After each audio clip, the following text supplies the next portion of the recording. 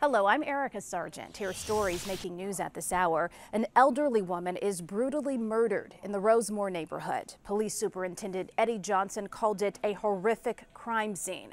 Roseanne Tejas has that story. I'm in the Rosemoor neighborhood today at the scene of a brutal murder of an 81-year-old woman who police have not yet identified, not until all of her family members have been notified. You can see the house behind me with some flowers on the front porch left by a neighbor. Now, Superintendent Eddie Johnson called this a horrific crime scene and confirmed for us that this woman had been decapitated in her home. Calls this a very brutal murder. The superintendent also saying that the crime scene was very clean, perhaps indicating that this was a planned and executed murder, and also telling us that it's most likely the work of somebody that she knew. He says police detectives are combing over a lot of physical evidence, and we did notice some neighbors have security cameras outside their homes, so I'm sure they'll be taking a look at that. Neighbors again stopping by, leaving flowers, saying that this is heartbreaking, asking who could do something to such a vulnerable person in our society. Johnson again asking for any help, anybody who has any information about this brutal murder that took place over the weekend. Well, it could have taken place earlier. The woman was last seen by neighbors who we talked to Wednesday. So this could have taken place any time between then and Sunday when police were conducting a well-being check and found her body here in the Rosemoor neighborhood. Residents of a Southside apartment building were without running water for 6 days. Dorothy Tucker tells us what happened when CBS 2 called the city about the problem. Residents in this Southside building are rejoicing this afternoon.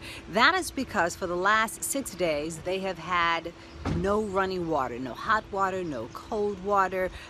They've had to flush the toilet with bottled water. They haven't been able to really cook. They haven't been able to wash dishes. They haven't been able to shower. And that is because there was a leak in the pipe in the building. Well, they have been calling the city, they've been calling their landlord, they've been complaining, asking for somebody to fix it, and quite honestly, nothing happened until they called Channel 2, and we came out and we started calling the city, and we started calling the landlord, and all of a sudden the landlord did what they say the landlord should have done before, was to fix the leak. The city came out to make sure that indeed the leak had been fixed, and now all is well, and the residents here, about 25 different apartments, are very happy. And finally, meteorologist Kay Kliest has your forecast.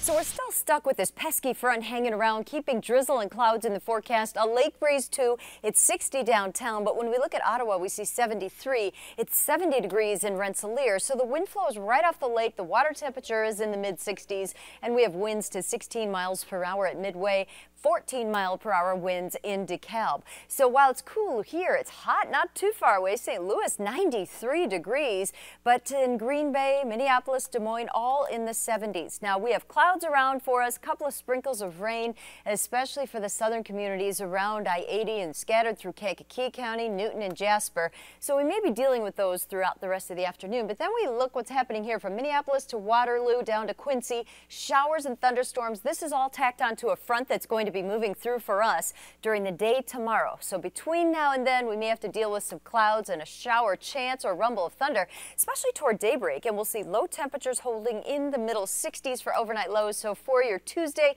keep that umbrella handy. Once the winds shift and we get a northwest wind flow going in the afternoon, finally a drier pattern setting up for us. Lots of sunshine by Wednesday.